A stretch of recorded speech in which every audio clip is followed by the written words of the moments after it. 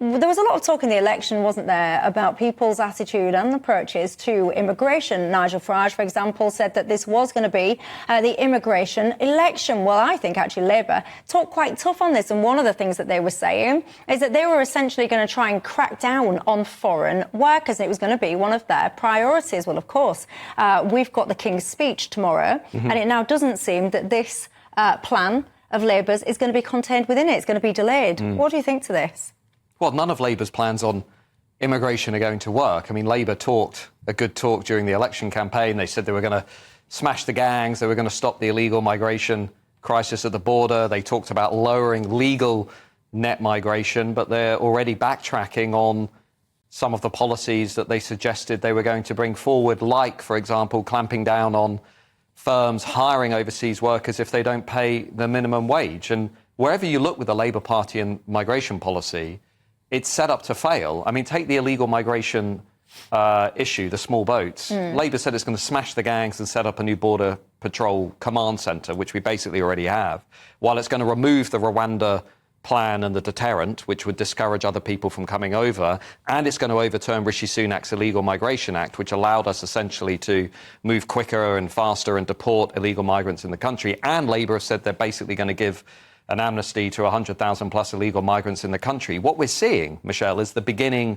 of a much more liberal, laissez-faire approach to migration at exactly the same time as millions of people out there in the country become more concerned about the immigration crisis, become more sceptical about the effects of immigration on the country, and become more supportive of parties like Reform, led by people like Nigel Farage, who are basically saying, look, we need to get a grip on this because it's completely out of control. And it is out of control, because if you look at the ONS figures that came out yesterday, and I know you talked briefly about them on your show yesterday, I mean, the numbers are bananas. We are living through the biggest increase in our population since 1948, when troops came back from World War II and we had a baby boom shortly after World War II. The key difference, of course, is the population increase today isn't because of British people coming back. It isn't because of British families having more kids. It's because of mass immigration. That's why our population is growing at the quickest rate since 1948. So if we don't get our arms around this, I'm worried, Michelle, that we're going to have a much bigger problem. What do you think, Kerry? Well, I think Labour's always posed as the friend of migrants and friend of refugees, but I think it's always been talking the talk and using it to batter white working class people in Britain. So I don't have much sympathy for Labour. And I think their policy idea, which they've now ditched for the King's Speech tomorrow, was actually passing the buck anyway. So it was making employers have to deal with it rather than the government have to deal with it. And I also think that it's very convenient for a government that wants to sound good and friendly and so politically correct to not have to deal with upskilling workers in Britain, to not have to deal with the housing crisis, and to allow elite to go on poaching doctors and people from the poorest countries on earth, which I think is scandalous and doesn't help either refugees or the population in Britain. I'm very pro immigration in terms of our ability to move freely around the world, but I don't think people should be dumped on, and I think it should be a matter of democratic decision making, and Labour doesn't try and do any of those things. Well, just briefly on that, I do think the key point is there is no democratic mandate for the policy of mass immigration. There isn't. I know. Successive governments on both the left and the right for the last 25, 30 years have said we will lower overall levels of migration into the country, and then they've done the opposite. They've treated voters with contempt, and then they sit around and say, gee, I wonder why Reform are getting 4 million votes, or I wonder why support for the two big parties just fell to its lowest level for 100 years. It's because what we're doing through mass immigration is we're basically giving the British people managed decline, is what's happening. More pressure on the NHS, more pressure on public services. We're fueling the housing crisis. Everybody likes to talk about planning reform. They don't talk about surging demand, which is coming through migration. And to be blunt, we are weakening the social cohesion of our country, because a lot of the people who are coming in now are coming from outside of Europe, different values, different ways of life, different histories, different religions. No nation state has ever gone through the speed and scale of demographic change that we are going through currently and come out on the other side as a healthy, prosperous, socially cohesive society hasn't happened. I'm almost loath to mention this because I think this fellow's got a bit of a cheek, actually, talking about immigration. But Tony Blair, he has been speaking out and he's warned Keir Starmer, and I quote, to close off the avenues of the populist right by keeping tough controls on immigration. I say he's got a cheek because I think a lot of the immigration that we see, it happened under Tony Blair's watch anyway. But also, when you look at some of his ridiculous, disastrous war policies, that's one of the reasons that people are fleeing some of these countries. But anyway, this whole notion that you are somehow this kind of populist, right-leaning lunatic if you have the audacity to want to have control of your country's borders, I find it quite frankly insulting. Well, it's how people on the left try and control the national conversation, because what they do is they expand these words like far right, hate, populism, and they try and discredit what are entirely legitimate views held by a large majority of the country. I actually think Blair is right to say to the Labour Party, if you don't actually get serious about dealing with mass immigration and the illegal migration invasion on the borders, you're going to have a massive problem. He's right on that. And I do think politicians can change their minds, and I think Blair has clearly changed his mind on mass migration. He's also been very critical of the woke because he thinks that hurts the left. But I don't agree at all.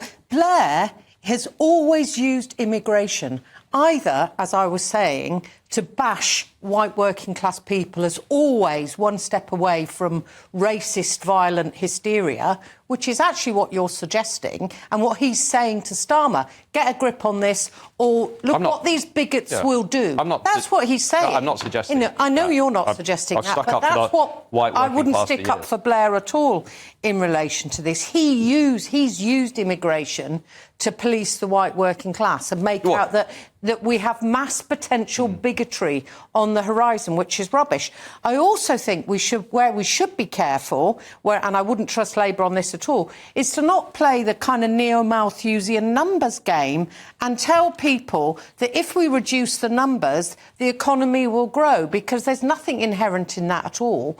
And we should also be honest that people are not just consumers of resources, they're also creators. That's not to say there isn't a numbers problem in terms of migrants coming in because of the lack of integration, assimilation, our inability to stand up for British values, and our attempt to call British working class people racist. So there is a problem, but it isn't a population numbers problem. Of course it's a population problem. Well, that's not causing the crisis that we're in or an unproductive British economy, is it? Well, it's not either or. If we have the biggest population increase that we've had in 75 years, while trying to manage a housing crisis, while trying to fix the NHS, while trying to improve public services, while trying to ensure British kids can get places at British schools, of course the size of the population matters. What we are going through is the biggest increase in the population we've had really since the late 40s. Natural change in our population in terms of births being greater than deaths. Last year added 400 people net to the population. Immigration added 600,000. So the size of the population matters. And if you look at where we're going if we don't change track, and I keep pointing this out, I write about this all the time, the next 12 years, we're going to have 6.5 million more people in this country, which is basically 70% of a city the size of London, 6.1 million of those because of migration. Migration is going to be 90% of our population growth over the next 12 years.